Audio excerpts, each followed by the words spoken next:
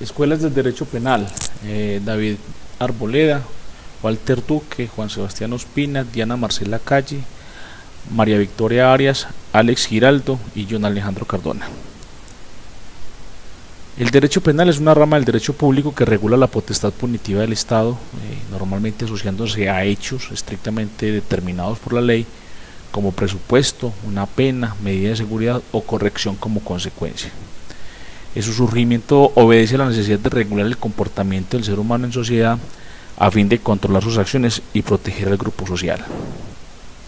Es difícil hablar de las escuelas de derecho penal sin tener en cuenta la evolución histórica de la sociedad en la cual se enmarca. Es claro que la costumbre como tradición y herencia fue un factor importante en el desarrollo del ser humano y también para las escuelas del derecho penal, y además de eso se desarrolló en aquel instinto de evolución de la vida del hombre. Podríamos decir que en la antigüedad existió un tipo de derecho penal mucho más rudimentario en su forma y contenido, pero que era capaz de mantener un orden en la sociedad. En la Edad Media, el periodo crítico que antecedió el surgimiento de la cultura occidental, el motor de la evolución del derecho penal aparece en diferentes escuelas como son el derecho germánico, el derecho canónico y el derecho hispánico. Estas tres grandes instituciones lograron afianzar más la noción del derecho penal y la forma de castigar. El derecho germánico aparece el delito como aquella conducta que buscan quebrantar la paz, esa ruptura que daba lugar a una venganza del ofendido mediante azotes. Y por su parte el derecho canónico buscaba mayor equidad en las relaciones del Estado y el individuo, y la humanización de las penas y la armonización de las penas con un fin de expiación de la culpa. Y el derecho hispánico pues tiene que ver mucho con el derecho positivista, que lo veremos más adelante. Estas escuelas están clasificadas en lo que es la escuela clásica, la positivista, la ecléctica, la sociológica, la neoclásica, la dogmático-jurídica, la finalista, derecho penal, mínimo y abolicionista. Durante las presentaciones anteriores se vieron pues cada uno de las personas que se encargaron de desarrollar cada una de estas teorías. Nos vamos a encargar entonces de hablar brevemente sobre las escuelas y poco sobre los autores o los importantes aportantes a esta serie de teorías. En la escuela clásica la principal fuente de la teoría son los razonamientos políticos heredados de una filosofía liberal clásica enriquecidas por juristas como Cesare Beccaria en Italia, como Johann Ansel von Feuerbach en Alemania y Jeremy Bentham en Alemania. Los postulados de la escuela clásica pues manifiestan la existencia de un derecho natural, ¿sí? Hay una entidad del delito, ¿sí? El método lógico deductivo aplicable al estudio del delito, que es quizás el mayor postulado útil que pueda tener la escuela clásica, debido a que ellos tenían aspectos como relacionar directamente una consecuencia a una causa, el libre albedrío que le daban al ser humano, pues, le daban el instinto de que el ser humano como tal debía desempeñarse como ser humano, y la pena como restablecimiento del derecho dañado. Además de eso, el otro postulado que era muy importante era la defensa del individuo frente al Estado. En el primer postulado de la teoría clásica, de la escuela clásica, tenemos la existencia de un derecho natural. El hombre tiene derechos desde antes de la existencia del legislador, y el derecho debe tener vida y criterios preexistentes, y debe ser independiente de los caprichos de los legisladores. El segundo postulado, que habla sobre la entidad del delito, establece que es la relación de contradicción entre el hecho del hombre y la ley que lo prohíbe. Aquí establecemos prácticamente el derecho a la defensa, y que debe ser estudiado como un fenómeno jurídico y no como ente de hecho. El tercer postulado, que habla sobre el método lógico deductivo aplicable al estudio del delito, se establecían basados en principios a priori, axiomas, es decir, verdades tan evidentes que no necesitaban demostración, ¿sí? Y por lo cual no se daba la posibilidad a encontrar relaciones de causalidad aplicando la norma establecida sin preguntarse el por qué. El libre albedrío daba como criterio que el hombre es libre y por serlo es responsable penalmente de sus actos, y que para configurar el delito era necesario que existiera un daño, era necesario que existiera una fuerza psíquica, una voluntad que obre sobre esa voluntad de ese ser libre. Ese libre albedrío generaba una responsabilidad penal que puede ser excluida o disminuida por elementos como la edad, la enfermedad, la locura, el error, la ignorancia y la coacción. El quinto postulado establece que la pena como restablecimiento del derecho dañado, medida tendiente a restablecer el derecho dañado. La pena continuaría siendo un acto inobjetable y el fin de la pena era el restablecimiento del orden de la sociedad. El sexto postulado, que manifestaba la defensa del individuo frente al Estado, se caracterizaba por la lucha contra la pena de muerte, siempre el humanismo por delante, evitar la tortura y por ende pues la humanización de la pena. En este postulado se buscaba respetar al individuo frente al poderío del Estado y buscaba controlar el ejercicio de la función punitiva del Estado y buscaba brindar al individuo una garantía a partir de los postulados heredados de la Ilustración. Y cuando hablamos de la Ilustración hablamos de aquella época de 1787 de la Revolución Francesa, que generó toda esta serie de expectativas.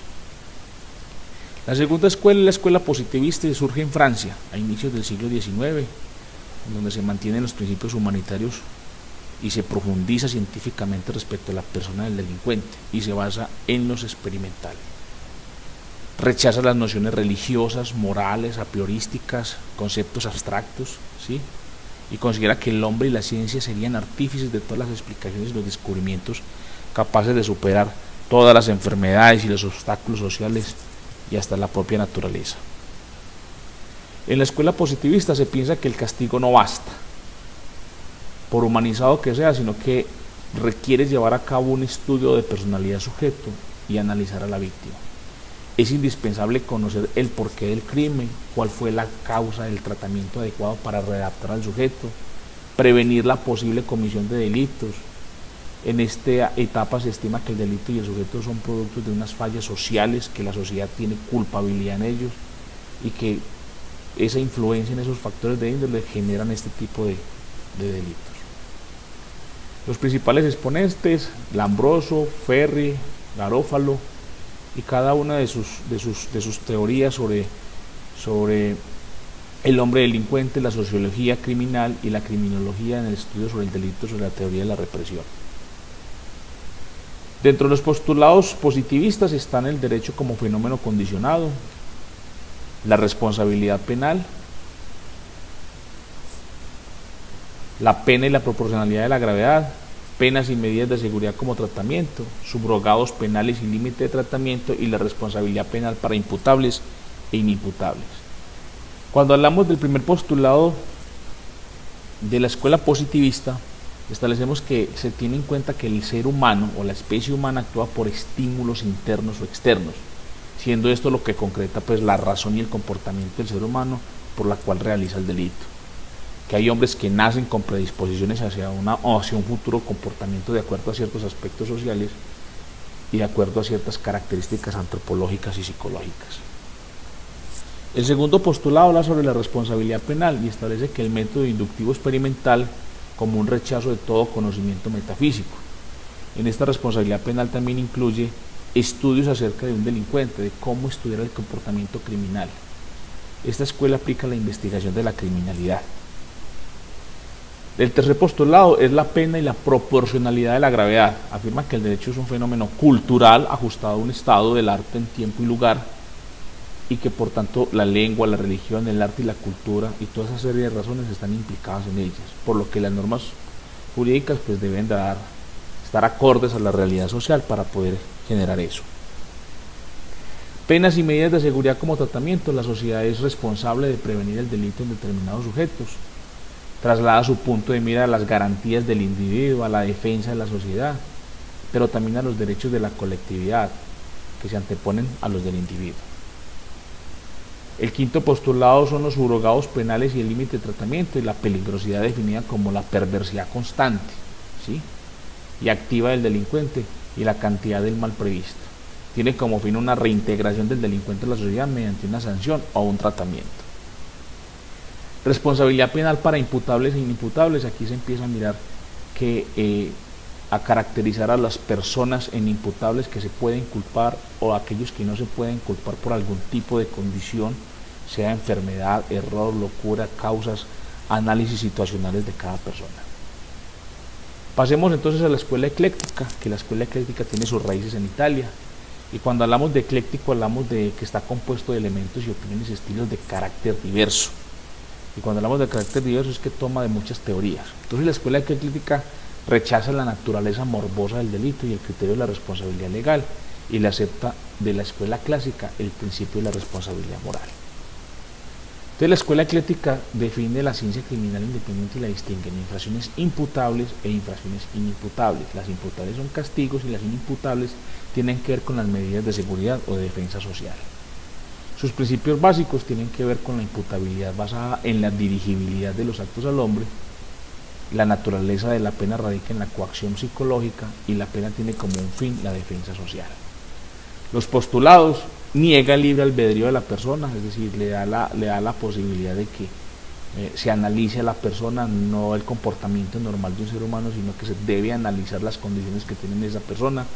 El delito es como un hecho individual y social, se interesa por el delincuente, señala las ventajas de un método inductivo, que lo pudo haber llevado a cometer el delito, adopta investigaciones científicas de causa, ¿sí?, del delincuente directamente, considera la responsabilidad moral y distingue entre imputables e inimputables, y plantea una reforma social como un deber del Estado para que las personas no vuelvan a cometer esos delitos. Con estas primeras escuelas, especialmente con la clásica y con la positivista, se generó una tercera escuela que está incluida desde más, es decir, la primera escuela es la clásica, la segunda es la positivista, pero se formó una tercera escuela en Italia que permitió el análisis de esto y admiten lo del tema del libre albedrío, lo del delito del fenómeno social, y se llamó la tercera escuela o tercera escuela. La escuela sociológica considera los factores internos y externos que influyen en las personas. Se basa en los métodos de validación de la antropología y la sociología como análisis de la sociedad para conocer qué puede llevar a una persona a generar un delito, ¿cierto? Y busca restablecer aspectos y medidas preventivas para que no se vuelvan a cometer de acuerdo a sus entornos sociales y culturales que tienen. Defiende la sociedad de los delitos que buscan destruirlas. En la escuela neoclásica se llama, o también llamada dogmática o técnico-jurídica, se considera que lo más para el derecho penal es la norma y su interpretación exegética. Es decir, aquí es lo que se toma es el estudio de la dogmática a fondo de los doctrinantes y las razones por las cuales se forma el derecho penal neoclásico. Sus elementos más importantes son el delito, el delincuente y la pena. Dentro de la escuela dogmática jurídica, que es muy parecida a la neoclásica, pero que son diferentes, parte de condiciones políticas, y esta es la gran diferencia con la neoclásica, ya que define una forma, un estado en que se desarrollen las conductas punibles. La pena debe cumplir una función punitiva y no retributiva. Las consecuencias de esto no hacen parte del libre albedrío. Y el otro aspecto fundamental dentro de este postulado de la escuela dogmática jurídica tiene que ver con la ley, cómo es un límite del derecho penal por ser ella la única que puede crearlo. La escuela finalista, dentro de sus postulados, trata la acción, como catalogar la acción por esta escuela como un componente esencial en todo tipo de pena. El delito lo catalogan como una conducta injusta y culpable. La diferencia entre el causalismo y el finalismo radica en la estructura del delito. Los causalistas es cuando se manifiesta una intención dolosa o dolo con culpabilidad, y la finalista es el delito relacionado con el tipo penal, que es de carácter subjetivo. Escuela del derecho penal mínimo. Sus postulados hablan sobre la limitación máxima de la aplicación del derecho y se toma como la última instancia utilizada por el Estado para castigar las conductas delictivas o dañinas a la sociedad. Y también establece que las penas deben de ser proporcionales al daño causado. Aquí es importante porque se empieza a mezclar muchos aspectos de todas las teorías, tratando de considerar que el ser humano se castigue lo menos posible, y se centra en lo que el autor del delito hace y no en lo que es. La escuela abolicionista pues consideraba que la escuela del radicalismo, como escuela del radicalismo absoluto, eran completamente radicales. Propendían por la abolición del derecho penal, haciendo críticas de fondo, es decir, que no había necesidad de culpar a nadie, no brindaban conceptos claros frente al delito, simplemente consideran que el ser humano debía ser perdonado y dársele otras oportunidades. Instauraron un tipo de sociedad en la que el delito pierda el contenido que hasta hoy ha tenido. Este es el final de la exposición de las escuelas. Muchas gracias.